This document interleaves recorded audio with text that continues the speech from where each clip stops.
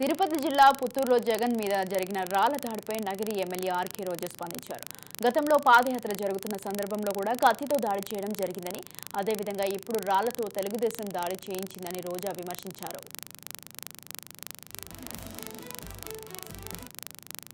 కల్లారా చూద్దాం. ఈ రాష్ట్రంలో ఉన్న ప్రతి పేదవాడు ఈరోజు ఏడుస్తున్నాడు.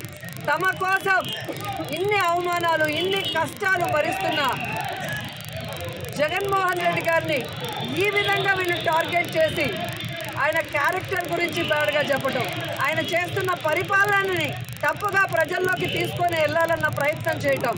ఈరోజు సిద్ధం సభలు కానీ మేమంతా సిద్ధం బస్సు యాత్రలో మండు టండల్లో కూడా వెన్నెల్లో లాగా ప్రజలు సంతోషంగా నిలబడి ఈరోజు ఆయన ఆహ్వానిస్తుంటే కడుపు మంటతో ఆయన మీద హత్యాయత్నం చేయించడం ఈ రాష్ట్రంలో ఉన్న ఎవరూ కూడా మర్చిపోరని కూడా తెలుగుదేశం పార్టీ వాళ్ళకి హెచ్చరిస్తున్నాం. ఈరోజు మీకు చెప్తున్నాం, ప్రజలు అభిమానించే, ప్రేమించే జగనన్న రక్తం మీరు కళ్ళ చూశారు.